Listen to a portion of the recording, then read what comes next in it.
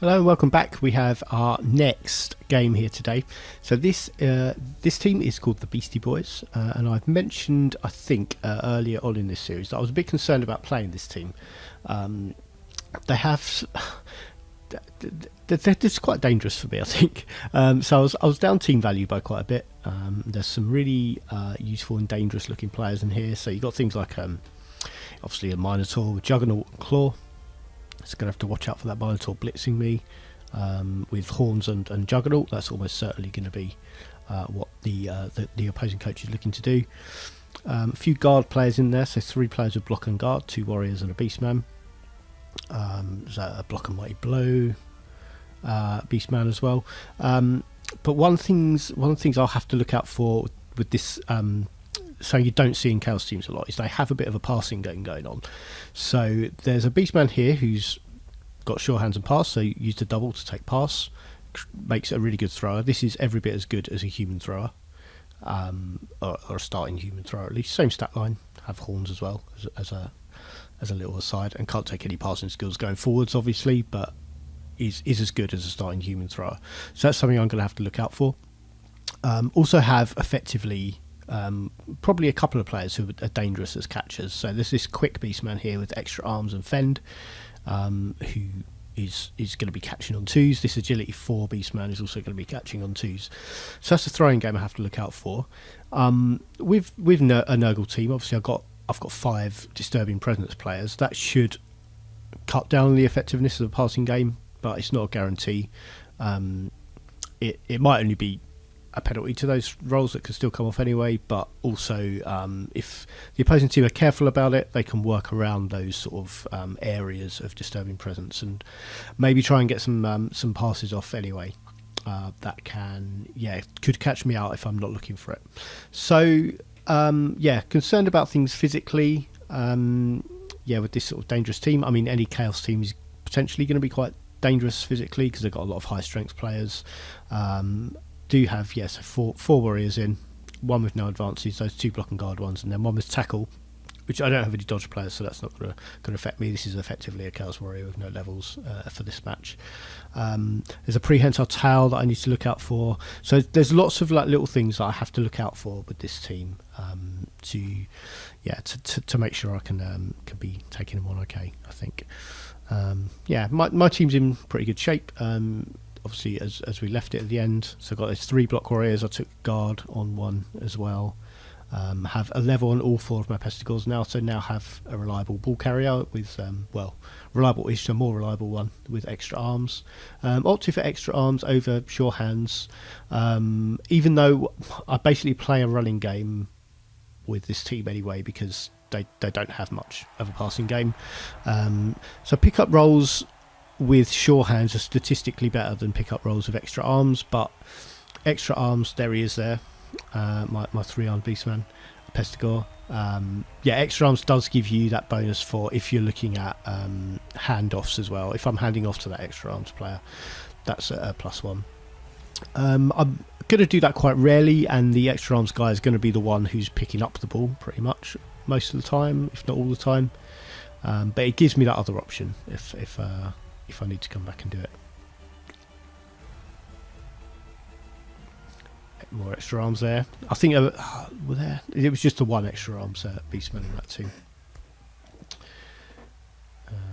So I won the toss here and elected to receive, which I don't do that often. But I was saying, I think earlier on in this series, that there was a game where if I'd won the toss I would have chosen to do that, and it's because I've been struggling to score touchdowns with this team, and also really struggling when I get down on players. I wanted to make sure I could have a good go at scoring when I still had 11 players on the pitch, or at least I knew at the beginning of the drive I'd have extra players on the pitch. I mentioned before I was down 200. It was 210 I was down on team value, so that's where my inducements, but the inducements I took were an Igor to play it safe because I was concerned about injuries. So I wanted that reroll on on a regeneration roll if I needed it. So I took an Igor. Also took a 4th reroll in an extra training. There's the Igor there. I think the Chaos team had 1 fame here, yeah, and they have an apothecary that I don't have access to. Yeah, so we're off. Chaos team kick in. High kick. So I had a couple of players I was looking at who would score. Obviously, I've got this is my extra arms fella. It's not this. Where it's paused, it's not showing me. We're gonna have a look through the teams in a sec anyway. So yeah, there's the extra arms popping up. So that was the one I was looking at. I went to go retrieve the ball with and then run up the pitch. But also this Pestigore here has 13 star player points, so I'd liked it if he'd scored.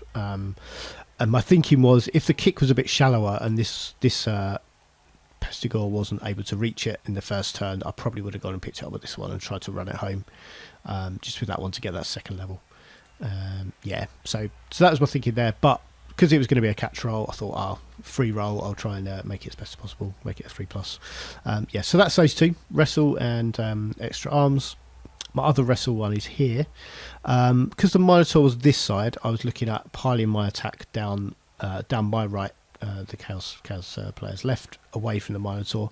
Minotaur's obviously going to be trying to blitz, so I thought leave a Rotter as the only target for that would be probably a good idea. One with wrestle gives me the option on both downs of potentially cancelling out a Juggernaut. I don't think it would work against Juggernaut actually, because it would count as a pushback. But on a both down from the Minotaur, which is dangerous for big guy players if they're not blitzing and don't have Juggernaut or either of those. But I'd have the option of giving them the turnover or making sure the Minotaur goes down and I can walk away next turn. That was my thinking of having a wrestle Rotter over there to watch that. I made a bit of an error because when I lined this up, I'm sort of looking at using the Beasts of Nurgle as a bit of a pivot point where I can try and switch the line to a sort of diagonal one here where we're facing off to try and create space here for me to get the ball into and run through. But when I was doing that, I forgot about really stupid, and I come a bit of a cropper with that a bit later in this half. But the 4 warriors here, so 3 block ones, my one guard in contact with 2 guards here. Yeah, just trying to negate them a bit and try and make sure I can get some 2 dice blocks. I'm looking at blitzing with this Pestigore to try and open a hole here to be pushing my way through. Yeah, that was my lineup. Chaos here, so they've got their 3 guard players along the front, as we looked at. Yeah, and that tackle warrior, well, the two warriors who effectively don't have an advance for this game, so tackle's not doing anything. Couple of I know that Beastmen with block are really good players just from playing Chaos for several years, and also that's effectively the same as my Pestigore. So I need to watch out for them. The Mighty Blow one especially. So and being this side is the target of my first blitz. Yeah, Minotaur over here, Juggernaut and Claw, as we discussed. The Prehensile Tail tackle one over here, so this is a good defensive Beastman. Sort of things I'll be looking at for one of my Wrestle Beastmen. I'll be looking at things like diving tackle if I can get it, but Prehensile Tail if I can't. Yeah, probably just Prehensile Tail is more likely. Here's that catcher one. This is the quick extra arms player and the thrower back here. And what do they have here? Just another agility 4. The agility 4 Beastman over there. Yeah, let's finally go. I had started getting a bit quicker at those intros, but not this time. So that first blitz only a pushback. And we're off. So yeah, looking at all my 2 dice blocks with block as my first actions, which is usual. I'm trying to create space to move into, so I don't want to do all of my sort of moves first until I've created that bit of space. And then, so I was just pointing with my hand as if you could see it. But this warrior who was here once this one was pushed out of the way, could then move over and start creating this cage over here where I'm moving the ball into. So first really stupid roll. So that was annoying. I thought long and hard about, do I want to risk a reroll here because of loner. Passed the loner roll, failed the second really stupid roll. So 2 ones straight away in the first turn. Was most annoying. But otherwise pretty solid first turn, leaving this guy in here as the sort of obvious target for the Minotaur. Also chose to not be in contact with this Mighty Blow Beastman over here, because they're the 2 dangerous blitzing players. I only want them to have the option of using one of them.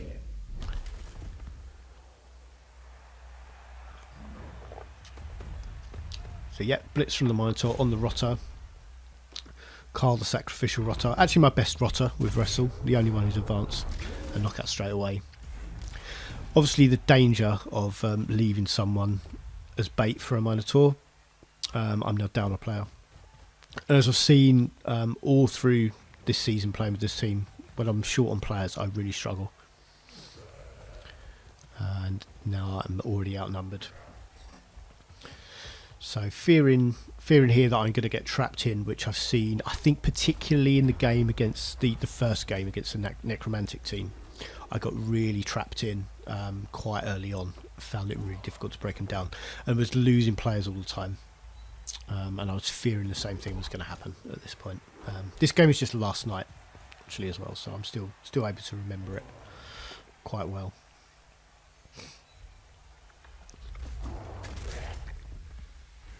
Right, so making sure I can pin. That's the prehensile tail Beastman. Trying to make sure I can pin that one against the side.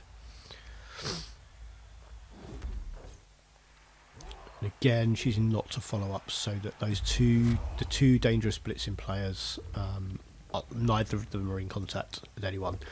And with wild animal as well, I want to kind of force them to make their blitz there. And that already, I'd needed a 4+ really stupid roll there because my Beast of Nurgle got quite isolated. My warrior's standing up well to the Minotaur there. Has got closer to the ball than I'd like. That's a second knockout. So down to 9 players now. And I think that combined with this sort of poor positioning at the beginning of the Beast of Nurgle, the beast is already stranded and being pretty well dealt with at this point. I've really got no hope of getting someone next to him to make those really stupid rolls 2+ rather than 4+.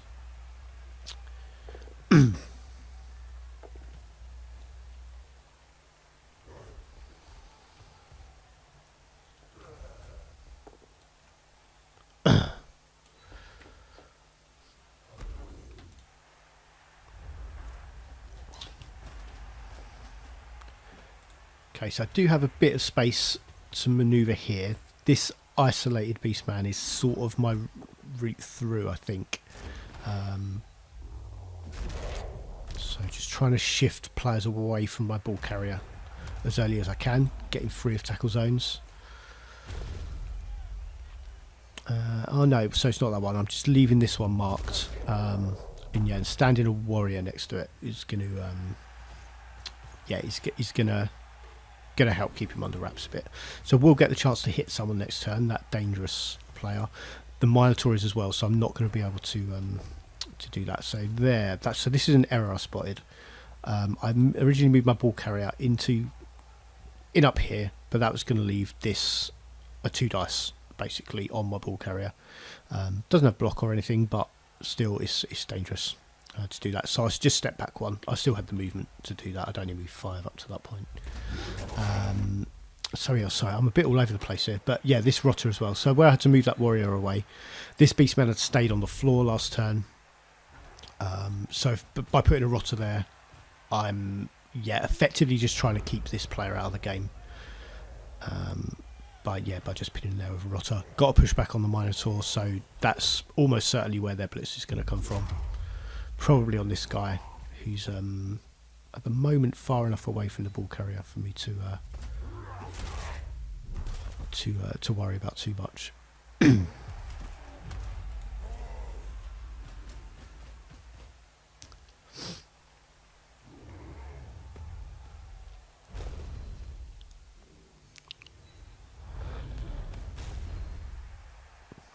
let's get him down this turn.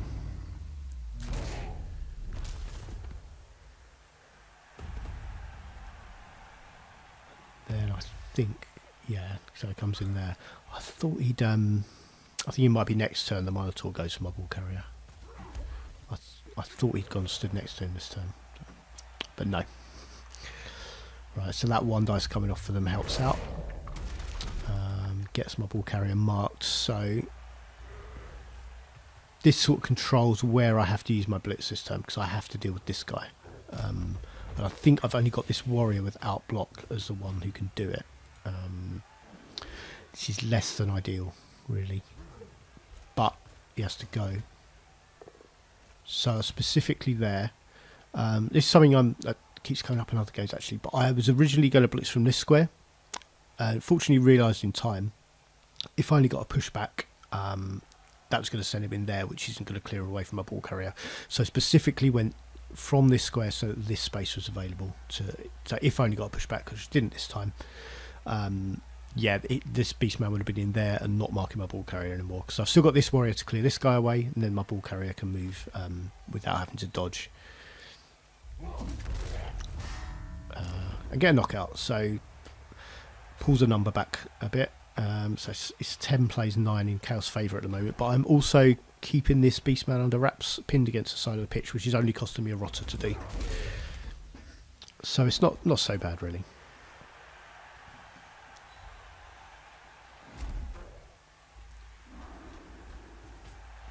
And there goes the ball. Do need to move this rotter away now to protect the ball carrier. I didn't really have a lot of protection available in there. Chose not to act with the Beasts of Nurgle because it's a 4+ really stupid roll. If I fail it, I lose his tackle zones. All of these players can move around here and come and shut off my attack. So just keeping him there without doing anything was more effective, I think, than trying to hit this warrior. So that's a foul appearance fail. I think the first one of those, yeah. Foul appearance actually put in a real good shift for me in this match. So that's the first one. But I think there were 5 failures altogether maybe in the game. Yeah, so this is where there was space enough for the Minotaur to get in at my ball carrier. Gets 3 dice and down he goes. So left that gap on. I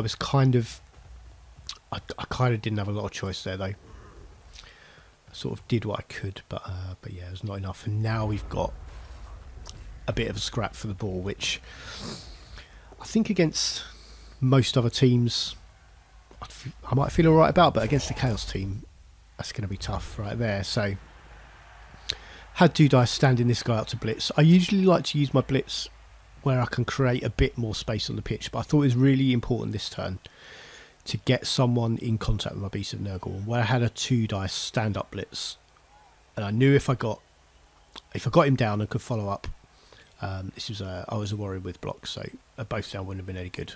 So this was great. But importantly, I get someone next to my Beast of Nurgle to make the really stupid roll, 2+, and then I can move him around here to affect the game. All the game is now happening here. Beast of Nurgle's wasted over there, so I need to get him over there. So that was why I made that blitz there.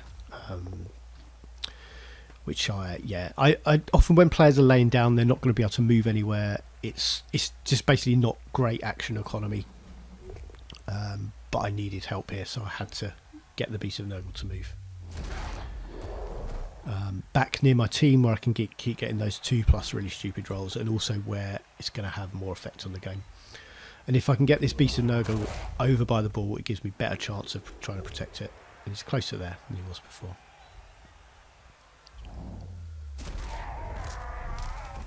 And there, so yeah, now even for numbers. So that's 9 plays 9, and a block guard warrior off the pitch is really quite a big deal. Rotter even pitching in with a 1 dice knock over there. So I've got a couple of tackle zones on the ball. The Minotaur's still there, obviously. That's the third tackle zone I've got on the ball as well. My extra arms Pestigor's laying down, so I want next turn to be able to pick it up and go move it. So next turn I want to shift the Minotaur out of the way, but I don't know where it's going to be. Frenzy could mean it's following up to a place where it's not, it hasn't got a tackle zone on the ball, but equally, I mean it could be anywhere at this point, but I'm expecting it to have to move it. Second foul appearance roll. Another reroll used for it. So that's both rerolls so far for the Chaos team. They have started with 4. They've used both to reroll foul appearance. Minotaur goes and does stay in contact with the ball, so takes down that rotter that's getting a tackle zone down on the ball. And the Chaos team now have 2 players in there. Shifted one of mine away with a chain push. So I've still got plenty of players surrounding the ball. I've got my ball carrier here, but there's space to get my Beast of Nurgle in there, who's going to be tough to move out the way. And he's good protection. So there's another stand-up blitz there. Where am I going? This one. Right, so that frees up. Yeah, so I'm looking at trying to get 2 dice on the Minotaur, probably with this warrior, I think, is where I'm looking at.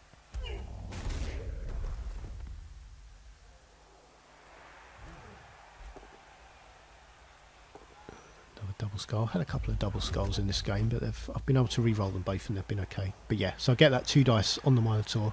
Still got this Pestigor laying down, so I want to pick the ball up when it's clear, which it now is.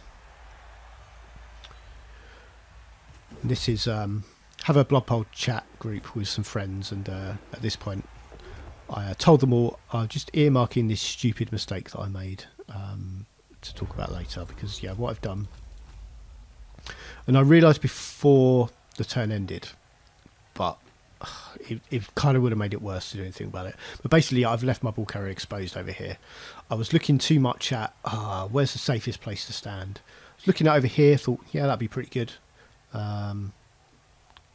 Surrounded by most of my players. But I thought, actually, all their players are here are marked up. I'll just run for the end zone, put him over there, and then decided to check around here at all these players. So this Beastman has 2 dice on my ball carrier. I can just go 1, 2, 3, 4, 5 and then blitz him. 2 dice, and it has block as well. So yeah, that was stupid, and I kind of spotted it. I had go for its left, so I could have moved up to 2 more spaces, but basically going 1 square in any direction, I'm then risking falling over, and to get to a safer position I'm then standing next to the Minotaur. I then have to take the risk again to get back there, which is where he picked the ball up, which I didn't think was safe enough at the time, because the Minotaur could just stand up and blitz into this warrior and then be in my way. So yeah, here is the best place I could have gone, or maybe around this way probably. So he stood up, I think he stood up there 3, 4, 5, 6. Yeah, sorry, right. So 3, 4, 5, 6. Over there is probably the best place I'd have been looking at. But yeah, I got that wrong, and so moving to mark the ball carrier first, which is a great safe move in case this is a double skulls. It's not, and yeah, ball is down there. Does mean the Minotaur's not going to be able to blitz, so it's going to be a 4+ wild animal roll. So hopeful of keeping the Minotaur on the floor, which does work out for me okay there. And that's pretty helpful, actually. It's another foul appearance. I think it's that 3rd turn run. It's definitely the 3rd one this half. It might be 3rd turn running. That's happened. And yeah, another use of a reroll, which meant there wasn't one available there for that 1 dice to try and get that player away from the touchline. Turn 7. I need the ball back in my hands this turn if I'm going to score, I think. So this guy has to go.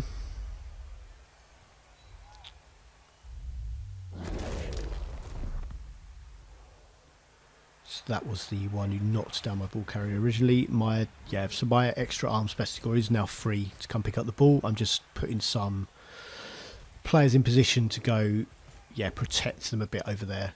And I'm trying to get within 6 of the end zone. I think I'll go for it here. Yes, so it's 2, 4, 6. So this player can just score next turn, hopefully without rolling. depends what the Chaos team does. But I've got quite a few players in here to protect them. And this should be a touchdown in turn 8, which would have been my aim right from the start of this half. That would have been the most ideal time to score. So, pretty good half all in all, as long as the Chaos player doesn't make a cracking defensive play to pull this out. He's going to need at best some dodges. But things like the Minotaur blitzing this warrior can follow up and be in my way. I think it'd only be one dice on that warrior because the beast is assisting. So probably looking at this one. Another foul appearance, and even with the loner that reroll came off, which is good stuff. And there we go, that is an injury. Okay, so he did go for that one forwards. So that was a badly hurt, which regeneration dealt with fine. Yeah, so it did follow up in there. I was fortunate that wasn't just a pushback and then a knockdown the second time, because I then would have had to knock the Minotaur over to get it out of the way, because it would have been in one of these squares. Yeah, and would have had to have gone. As it is, I still have the fallback of just dodging there and running it in. And I considered things carefully here. I looked at what blocks I might be able to make to try and make that safer.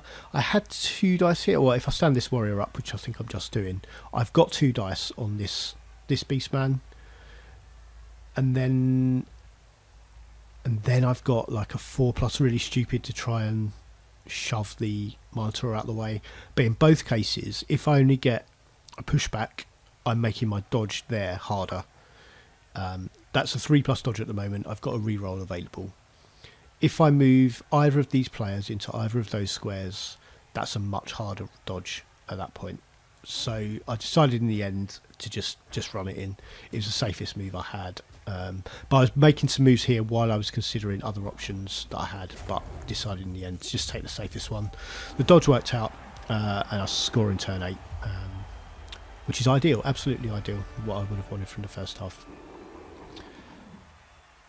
Only 2 players down as well from knockouts, which isn't so bad. I've knocked out one and injured another in return. I did have a warrior injured, but I think it was my block guard one as well. Yeah, recovered with regenerate, so he's back for the rest of the game, and just missed I think 1, maybe 2 turn, just that last turn actually I think. So not too big a deal.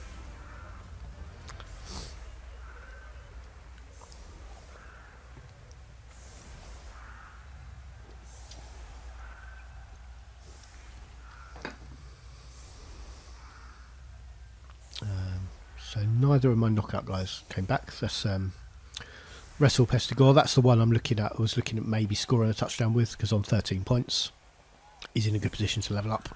And my Wrestle Rotter as well, who was knocked out in that first turn by the Minotaur. So they've both missed a big chunk of this first half. One knocked out, I think it was a warrior who was knocked out, who came back. But the block Mighty Blow Beastman, who's dangerous, is off the pitch still.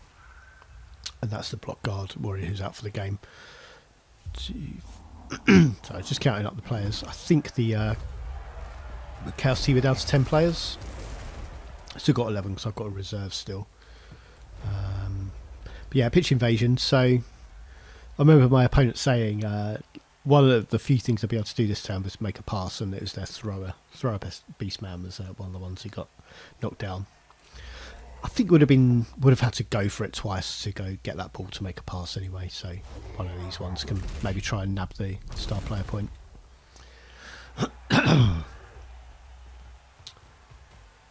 But they've got no re-rolls here. I think we get both down here 2.5. But so all 4 re-rolls in that first half went on re-rolling foul appearance rolls. So those 2+ rolls to make a block, which I've found have rarely had much effect on the game. There've been 1 or 2 occasions where it's happened and it's been quite big. It's been good, but I don't think I've had like 4.5 just coming off like that and really helping. and it's sort of only when you get it happening a lot that you're that you kind of appreciate the value, I think, which is probably quite obvious. So I've still got my Wrestle Pestigore knocked out, which is annoying. So that block Beastman, 2, 4, 6, 8, 10. Yeah, so the Chaos team are down to 10 players. The block Mighty Blow Beastman is out, but they have to score now. So I prefer defending, which I've said quite a few times in various videos. And I'm looking now to just try and shut the game out. So I'm outnumbering them by 1, which actually didn't properly occur to me during the game. I somehow didn't really realise that was the case. But yeah, so I just got to shut them down. This is where the ball's moving, but this is the flank the Minotaur's on. So both flanks are dangerous. I'll try and deal with the Minotaur like I did in the first half by trying to stand off it, force them to use their blitz there. And if that's on a different side to where the ball is, that can maybe help me control things a bit better. So another foul appearance failed there. No reroll used on it this time. But that's, 5th one in the game. I think that might have been all of them now, actually, as a small spoiler. But I don't think they found another one. I think I remember the numbers from the end of the game. That it was 5 failed rolls. So Minotaur in here, looking at trying to get that rotter down. So Juggernaut coming in handy to make that a pushback rather than a turnover. And a good thing facing frenzy players, particularly big things like Minotaur, where you need to gang up on them, it can sort of suck them into loads of tackle zones. So now all I've got to do is stand this rotter up. If I can move that Beastman out of the way, which maybe the Beast of Nurgle can do, I'm going to have 2 dice on the Minotaur. And if I can keep him surrounded by strength 3 players, I can it's another way of trying to limit the effectiveness of it. And it was Frenzy that pulled him into that dangerous position. So it was 2 dice blocks, which got my rotter knocked over. But still on the pitch, I'm still available to stand up next turn, and now I'm in quite a good position to try and keep this Minotaur pinned down a bit. So you don't always have to have like big guy face-offs. It's not the only way to deal with them. I had another game recently as well where I was playing a Norse team against the Chaos Dwarf team with a Minotaur, and was down on team value. But I took Helmet, the chainsaw star player, and a bribe, and that was also another quite effective way of keeping a Minotaur basically pinned for the whole game. It was quite effective. I was sort of surprised how effective it was, but yeah, it really helped me out in that match. So I would have preferred to just knock down and push back so I could follow up, but I still had movement on my blitz to go get a tackle zone on the ball carrier. And here, so I did manage to move that Beastman out of the way with the Pestigore. 2 dice on the Minotaur. Only got a pushback, but the Minotaur is still pretty beleaguered here. I don't know if that's the right word at all, but anyway, that's what he is. And yet, I'd kind of voluntarily put my warrior in a similar position there, where he was always going to go down, basically. But it kind of forced them to use their blitz there.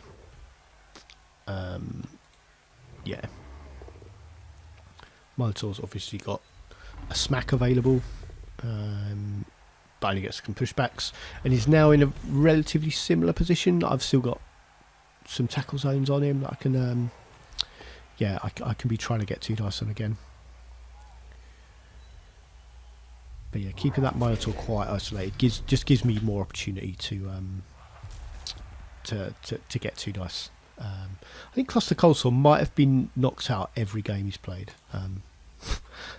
I wouldn't be surprised if he was high on the biggest punching bags list for this league.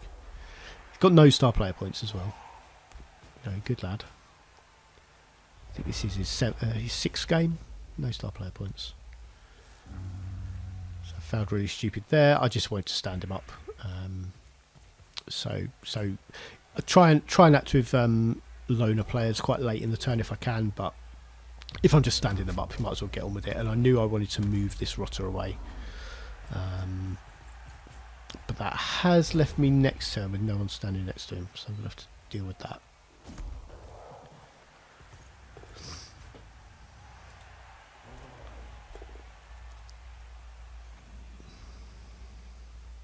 So I've got this warrior and beastman over here. Whereas if this beastman doesn't get any help, I can just, I think, just bully this this beastman for the rest of the game, maybe. This rotter knocking down the Minotaur. Let's cull my wrestle rotter.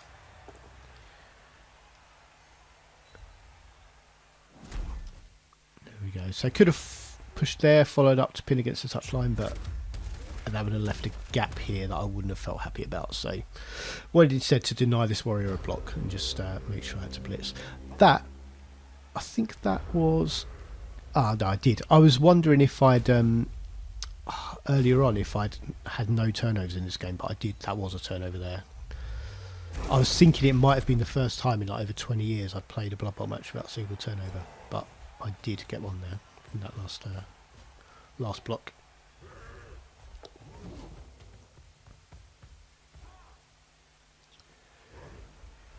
Okay, so looking dangerous here. I did have my wrestle Pestigore, who I was keeping back as a sweeper. I chucked him forwards last turn so I could get one dice on the Minotaur, and he's now a bit sucked in here.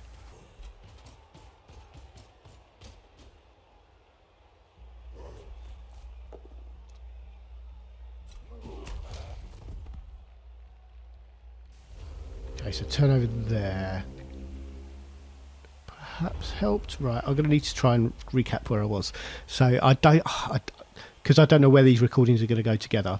If there's a bit of a skip in this, I ran out of disk space for my recording because all these Blood Bowl videos I've been doing, I hadn't deleted any of the raw files and it's just filled up my hard drive massively. But anyway, I've cleared them now.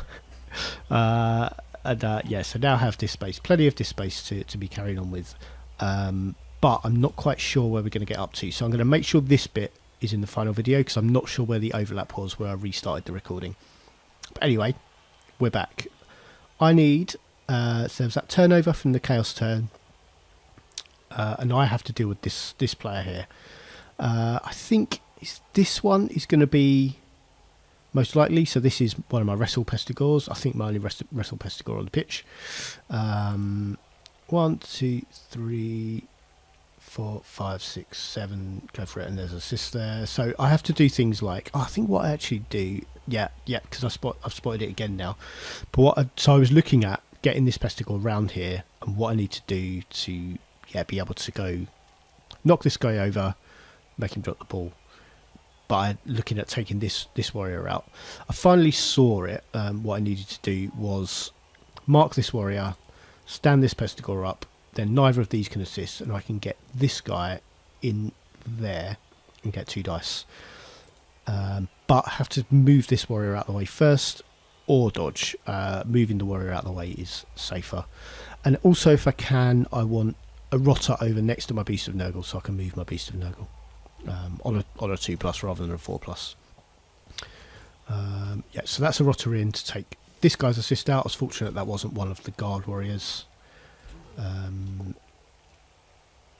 Moving that warrior out of the way.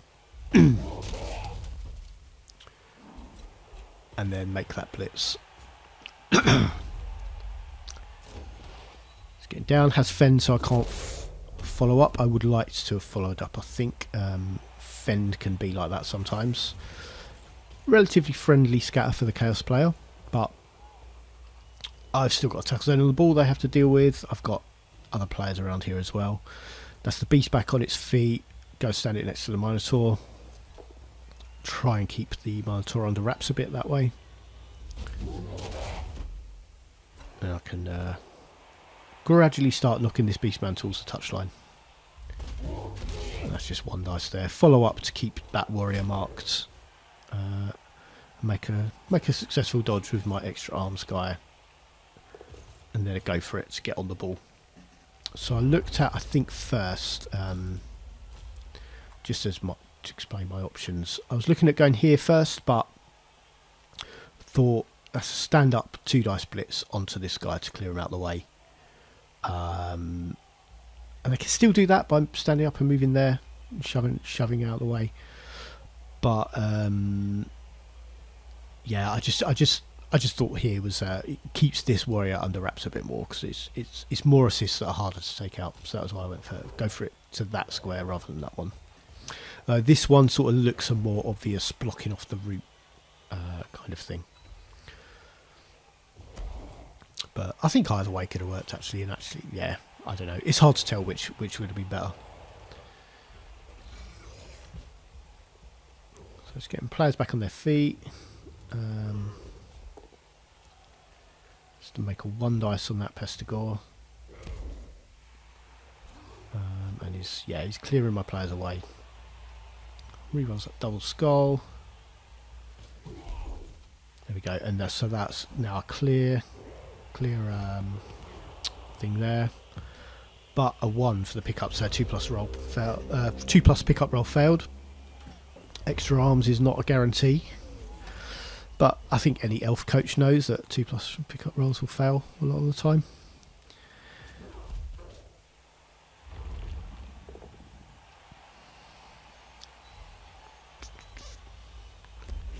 So probably acting earlier than I'd have liked to with my beast, but yeah, what I was doing, because I sort of didn't spot that this beastman was also a problem, but I was trying to move this warrior away to come help out over here. That was why I was doing that.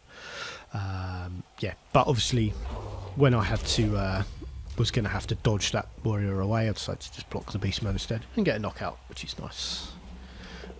So the Chaos team really starting to run low on players. Dodge comes off for me there. My dodging game was just on fire in this match, and this Pestigore had a great game.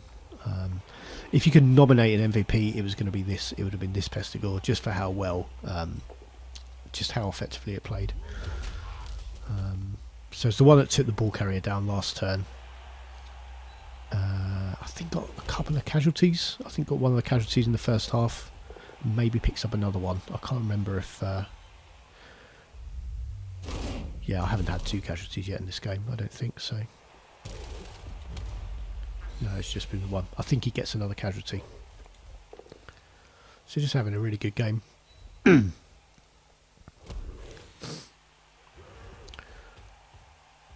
So yeah, Chaos player faced with 2 tackle zones on the ball. Gets rid of one of them effectively enough. That's my extra arms guy. I think this was kind of an interesting choice of a way to do it. So this is that catcher one with extra arms, the quick one with extra arms, who blitzed there and then ran to the end zone, because this thrower one can then come try pick it up. And 4+ with a reroll, statistically better than 3+, I think. But the idea is to come pick up with the thrower and then chuck it to this guy while he's in the end zone. I think a better for action economy as well might have been blitzing with this thrower to get this guy out of the way, and then pick up in a tackle zone on a 3 with the extra arms player and then dodge him out to try and run it in. He's probably where I would have wanted to go. But I mean, they're both quite risky plays, and which one you want to take is down to how you want to play, I suppose. But failed with shorthand, so a 1 out of 2. So even without the tackle zone, I kind of got away with that. And then leaving someone in the end zone is probably why I would have picked the other one, because that's a player out of the game, released out of this drive. If someone's going to be left in the end zone, you have to get rid of them. Not only does it remove a scoring threat, but it's a player off the pitch. It helps with the numbers game, which is really useful I've found with this team. They've still got a player, like dangerous players down here who can score. This one's got an agility penalty, so he's less likely to do that. But get a rotter down here to try and mark this warrior up. Makes it harder to move this guy out of the way, basically. This agility 4 beastman is probably the next biggest scoring threat. Either that or this shorthands beastman here.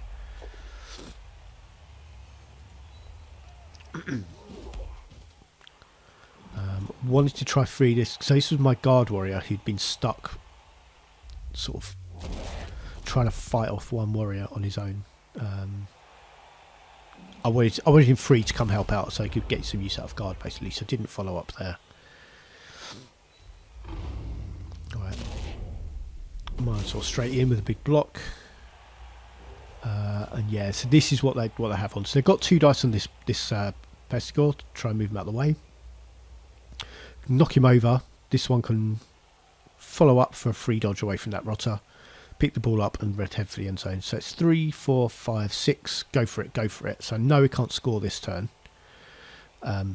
Closest you can get is 1 from the end zone. Yeah, and I've got my extra arms on here, so that's who I want to come pick up the ball. What I was concerned about is them getting so ball in hand, can now head for the end zone, but this is the player I want to come and get the ball again. So it's that same one who took the ball carrier down before. What I was concerned about was this guy being marked, so going there instead. I mean, I might have gone with the warrior instead, but I'm looking at this is the one I want to go get the ball. Yeah, with wrestle as well, it's yeah, good opportunity to go do that. So that's this warrior marked up. Still can't come get involved in the game where I'd want. Let's throw an uphill block there to try and move away from the touchline, but does so. Yeah, so what I've got on, what I'm looking at. So some safe moves. First thing I want to do is I've got no one at the moment who can score because these warriors are agility 2. This rotter is making sure my Beast of Nurgle can act and is currently on the floor. This rotter has to get up the pitch if I'm going to have any hope of scoring a second touchdown, which isn't my priority at all, but if I can pull it off, it's a nice bonus. So this rotter is heading up the pitch. Can also on the way put an assist in on a block here to try and get this warrior down. But then this guy has to go. So I've got options here of where to blitz from. If I do it from either of these squares, I think that's more realistic than this one. I can either choose to push it into the end zone, or I'm definitely not going to be getting this Beastman any further from the end zone. So where I want to blitz from, I can do it from here without going for it, or I can do it here with a go for it roll. That's, even though I'm putting an extra roll in and risking failing that, that's much more important than yeah, the positioning I think is more important, and that's I think worth the risk of a go for it roll. So that's where I want to blitz from, because I want to push that way away from the end zone. It's kind of less important if it's only a follow up. It's still a 3+ dodge out and then running round. But I always like to consider pushing away from the end zone. I didn't want to blitz from there, definitely, because a pushback is just going to score. And then that's a tie game. I'm not going to score again in 2 turns, not with a Nurgle team. So just standing some players up first, move that rotter up the pitch to try and be a scoring threat next turn. And then the big blitz, effectively to win the game. If this goes right, it could be the game-winning blitz, and it does. It's also an injury, so that that's the second casualty for that Beastman. So that was a -1 strength, which the apothecary saved, which is good to see. I don't like maiming other teams, like I've said before, I think. So extra arms guy who I knew I wanted to retrieve the ball. So if this player was marked, I probably would have done the blitz with this player instead. But safer to use wrestle. That's another injury there. A warrior that time. That's a miss next game one. And then get this warrior down and free up Carl the Rotter to go be a scoring threat next turn. And then, Beastman back against the touchline. So I'm going to have to make a pass if I want to try and score, but I now have that option because I've moved that Rotter up to be a scoring threat. If he'd stayed down here and stayed marking players up, I'd have to been trying to throw it to a warrior who's not going to have the speed or the agility to score, really. I'm already going to have to make go for it rolls. I don't want to have to add more difficult catches into the mix. Surprised that follow-up happened. I think push back and then moving over here might have been a better safety play, or maybe down here to try and get some more pressure directly on the ball. Yeah, Minotaur had to take a boat down, which is a turnover, and yeah, so we're heading for, so make some safe moves. And I know I'm going to have to make this pass. I want to make this pass before I move the rotter forward. It's a difficult balance of making sure you've got a scoring threat in range of the end zone for the last turn and making an easier throw-in, because throw-in's not a strong part of my game at all. I wanted to go for the throw first to make it shorter. But 2 dice blocks with block are definitely safer moves than any pass that my team's going to make. So making those first. Another injury, so yeah, these are having a good game for casualties. I think that's the 4th one, and this is kind of how I wanted a Nurgle team to play the whole time I've been doing them, and it's sort of it was a real feeling of the team sort of finally falling into place in this game. It was quite nice. Had some very fortunate dice all the way through it. But, yeah, it's nice to see. It's been quite nice to see. So this warrior now has to make that blitz and can get a tackle zone on my rotter. Which means, and I've got no one who can reach the warrior, so means my only way out of it is going to be dodging with my rotter. So he's got to now dodge on the 3 and make 2 go for it to score. I wanted to make sure I had the reroll available in case I needed it. So dodge on the 3 and then both go for it to come out as well. So a 2-0 win. So that's the first time I've scored more than 1 touchdown in a game with this team, including 5 games against AI teams where I only managed to score 1. So yeah, it was a good culmination of stuff coming together, I think, for this game. Keeping players on the pitch was a real key thing. Had some very fortunate dice go with me. We'll look at the dice actually. MVP landed on that Pestigore who was knocked out in turn 2. Not really deserved at all, but it's a level that I'll take, because why not? Yeah, dice rolls, that's what we're going to look at. So yeah, I mean, it's a nice even spread of numbers. I mean, 5s are the standout. But it's things like dodges, 4 from 4 on dodges, 100% dodges, 100% go for it. So that's more go for it than I'd usually like to be rolling. But I felt on a few occasions I was really lacking the speed I needed. There are a couple of times I had to use go for it basically. I still always, they're still always quite carefully considered when I need to do it. I don't just throw go for it for the sake of getting the extra movement. I only do it when I really need to. And I got away with it 9 times in that match. Catches were that one failure was just the one in turn 15 that I re-rolled and was fine. 100% on pickups. I think every time I picked up though it's with the extra arms guy, so that's only 1 in 6 of failing. Even had a pass come off. The one loader roll I made came off as well. So yeah, some really fortunate stuff. The other team had,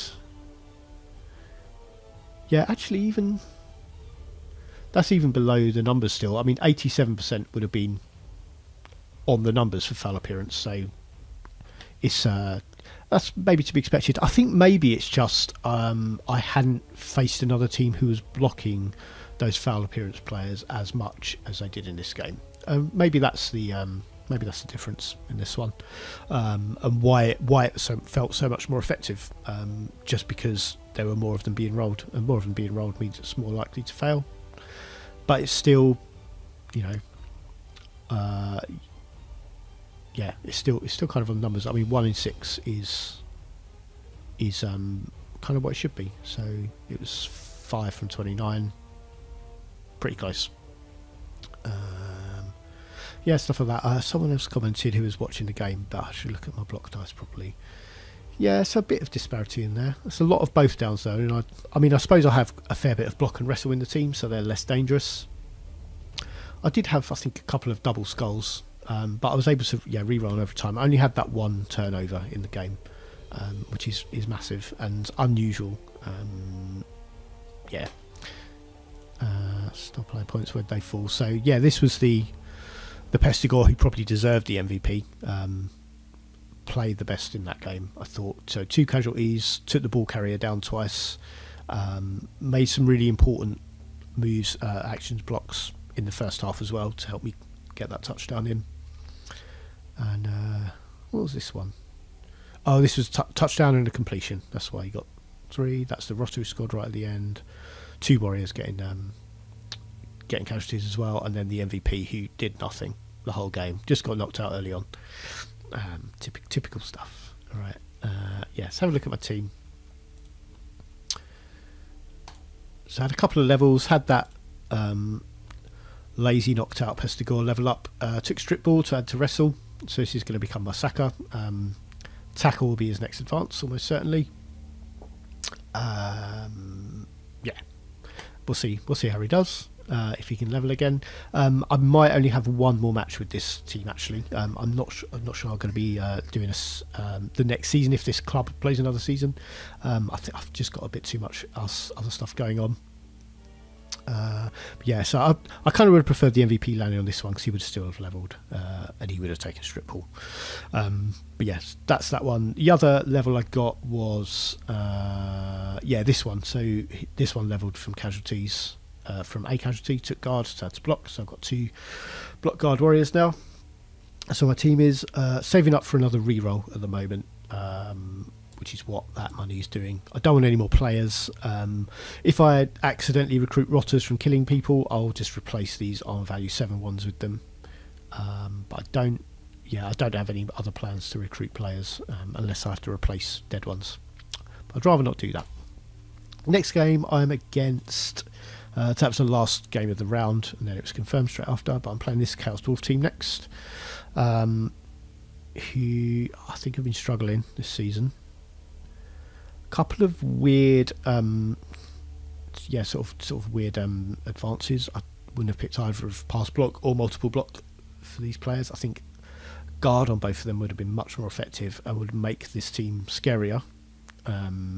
But that's what they have. I don't know if they have a plan for getting use out of multiple blocks that might be helpful. And pass blocks, something I have to look out for. I mean, I don't tend to make passes anyway, apart from that one near the end of the match we just saw. I think I've only ever done it fishing for star player points. So this is, in some ways, is a rookie Chaos Dwarf team because I don't think either of these advances are going to have much effect on the game. Only 2 rerolls. Let's see how we go. I am up by 510 in team value, so there's going to be a lot of inducements. We could see a serious star player on the pitch, maybe Nashrak Blackhoof, someone like that. I think they could afford Morgenthorg. Halfling Master Chef would really hurt me, I think, because I think I need to lean on rerolls quite a lot, or I feel like I do. And I'll only have 3 next game. I won't have the chance to take an extra training, which I've done before. Leaderboard up into 9th. There we go. So 2, 2 and 2 isn't too bad a record. Up near the top. So no one's kind of run away with it this time. We've not seen anyone like win all 6 games so far. All the highest scoring teams have best performing teams have 4 wins. It's kind of between them for what's going to happen. Where are they paired off for the next round? I can't remember who was in there now. Okay, so first place 6th, and then we've got these 3 teams. Yeah, so they're all, none of them are playing each other. I think they've all played each other already, basically. So in some ways, on form, you might suggest all 4 of them are going to win, but we'll see. Yeah, we'll see how those results go next time. So I'm playing Chaos Dwarfs. Don't know when it's going to happen yet, but sometime next week we'll get it on. There's a bit of a delay getting this one up because the last the last game is played early basically, and then this one a bit later in the week. Meant it's been almost 2 weeks getting the next one up. But yeah, there it is. 1 game to go. Learning to play and develop a Nurgle team's going okay.